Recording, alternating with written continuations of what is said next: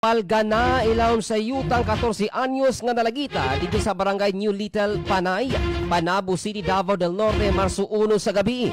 Subay sa report gikan sa Davao del Norte Police sa Provincial Office, ni-report ang amahan nga si alias Jerry sa Panabo PNP human na walang biktima nga si alias Ashley Pebrero 28 sa hapon. Samtang nangita na diskubrihan ang bagong gitabunan nga bangag sa usa ka luna nga gipanagiyahan sa iyang stepfather nga suspect nga si Mark Bernabe, 40 anyos, ug nadiskubre ang patayng lawas sa biktima. Si Mark mo'y katapusan nakahinabi og nakauban sa biktima sa wala pa siya nawala. Dunay saksi nga trabahante sa og sagingan ang nakakita og gikuyog sa suspect ang biktima sa lugar kung asan nahitabo ang krimen. Brutal ang pagkamatay sa biktima tungod kay gituuhang gihilabtan una kini sa wala pa patya og gilubong.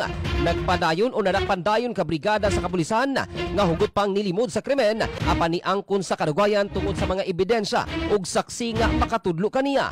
Ana karon sa kustodiya sa Panabo Police Station ang suspect samtang nagpadayon ang investigasyon ug giandam ang tukmang kaso nga ipasaka bato kaniya. Kining bahina hatod kanato sa Power Cells Herbal Capsule. Tuldukan ang sakit dahil ikaw ang sandigan.